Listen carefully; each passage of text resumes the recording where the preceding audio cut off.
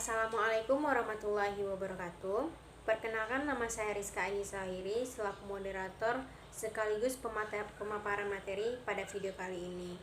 Perkenalkan rekan-rekan saya. Pertama ada Dina Novita selaku pembuat PPT, kemudian ada Rama Aulia selaku pembuat makalah. Kami dari kelompok 7. Kami berasal dari Universitas Hang Tuah Pekanbaru. Saya sebagai perwakilan akan memaparkan materi mengenai penyakit leukemia untuk memenuhi penilaian tugas anatomi fisiologi kami dengan dosen pengampu yaitu Ibu Kiki Megasari SKM MKes. Nah, sekarang kita masuk ke tahap pembahasan. Apa sih penyakit leukemia itu? Leukemia itu atau kanker darah ialah penyakit kanker darah akibat tubuh terlalu banyak memproduksi sel darah putih abnormal. Kemudian sel darah putih merupakan bagian dari sistem kekebalan tubuh yang diproduksi di dalam sumsum tulang belakang atau bisa disebut bone marrow.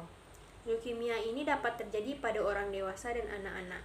Penyakit ini tidak melihat usia, tua ataupun muda.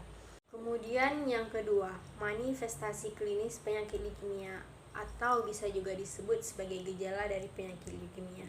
Pertama yaitu ada demam, kemudian sakit kepala, berat badan menurun, anemia, pendarahan, terserang infeksi, nyeri pada tulang dan persendian, nyeri pada perut, pembekakan kelenjar limpa, dan berbagai lainnya.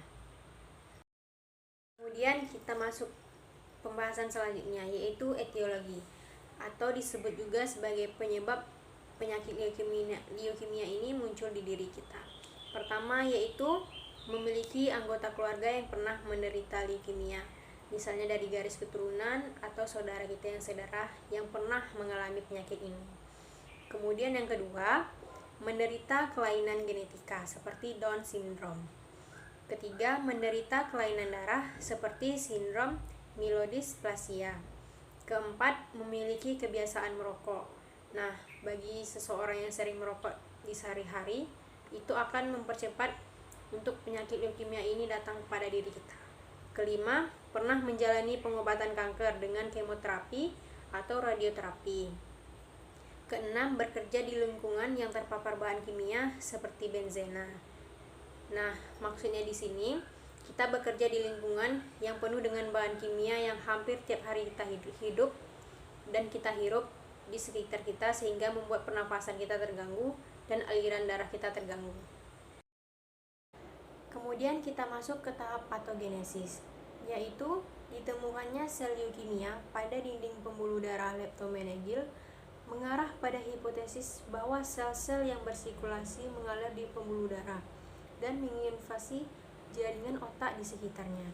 Invasi leptomeningos superfisial dapat terjadi pada saat diagnosis leukemia ditegakkan atau sesaat sesudahnya. Selama fase awal ilustrasi, hanya superficial version dari leptomeningos yang terkena. Infiltrasi sel leukemia pada akhirnya akan menyebabkan destruksi pada trabekula yang diikuti terlepasnya sel leukemia ke CSS. Kemudian, dengan semakin banyaknya sel leukemia yang menginvasi, arenoid menjadi padat oleh sel-sel yang selanjutnya akan menjangkau di portion sampai ke bagian terjauh yaitu aretiole precapilar dan venula postcapilar. Tahap akhir leukemia SSP terjadi apabila massa sel yang besar telah mendestruksi membran pial glial sehingga akhirnya menginfiltrasi parenkim pada otak. Kemudian pembahasan selanjutnya yaitu diagnosis.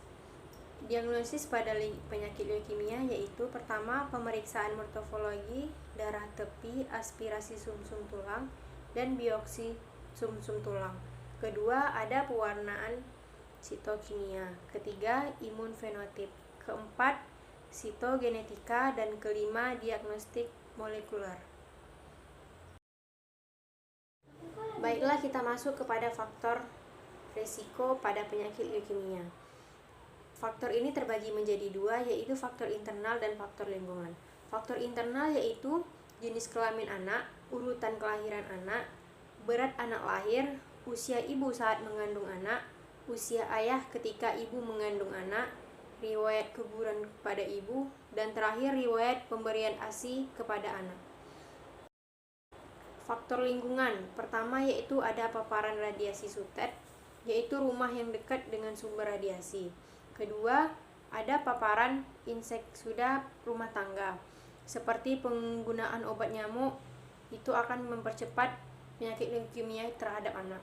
Ketiga, ada perilaku merokoknya orang tua. Nah, itu merokok juga memberikan kontribusi dalam terjadinya leukemia pada anak. Kemudian kita masuk pada dampak fisik dan dampak psikologis pada penyakit leukemia. Dampak fisik pertama yaitu demam berlebihan. Kedua, wajah pucat. Ketiga, kekurangan darah. Nah, pada dampak psikologis, pertama ada rendah diri. Kedua, merasa tidak berdaya atau lemas. Ketiga, memiliki keterampilan komunikasi yang buruk. Keempat, rasa kecemasan yang terlalu berlebihan. Kemudian kita masuk kepada penata laksanaan dan cara pengobatan. Pertama, melakukan olahraga secara teratur, seperti melakukan senam di pagi atau di sore hari. Kemudian kedua, menghentikan kebiasaan merokok atau mengurangi kebiasaan merokok yang seperti mana biasanya. Ketiga, menggunakan alat pelindung diri, terutama jika bekerja di lingkungan yang rentan terpapar bahan kimia seperti benzena. Keempat, melakukan pemeriksaan kesehatan secara rutin untuk mendeteksi kanker sejak dini. Misalnya melakukan medical check-up kepada dokter di rumah sakit. Kemudian kita masuk kepada tahap cara pengobatan, yaitu pertama ada kemoterapi, kedua ada terapi radiasi, ketiga ada transplantasi sumsum tulang belakang. Nah, sekian pemaparan materi dari kelompok kami mengenai penyakit leukemia. Dapat kita simpulkan, leukemia ialah suatu penyakit yang disebabkan oleh keganasan sel darah yang berasal dari sumsum tulang, lebih tepatnya pada jaringan hematopoietik yang ditandai dengan penggantian sumsum elemen dan sumsum tulang normal oleh sel darah abnormal atau sel leukemia. Klasifikasi leukemia berdasarkan lama terjadi penyakit terdiri atas leukemia akut, yaitu leukemia yang terjadi dengan proses waktu yang singkat dalam hitungan hari, bulan, dan juga leukemia kronik. Sekian pemaparan materi dari kami. Apabila ada kesalahan yang saya sampaikan, mohon dimaafkan. Saya akhiri dengan Assalamualaikum warahmatullahi wabarakatuh.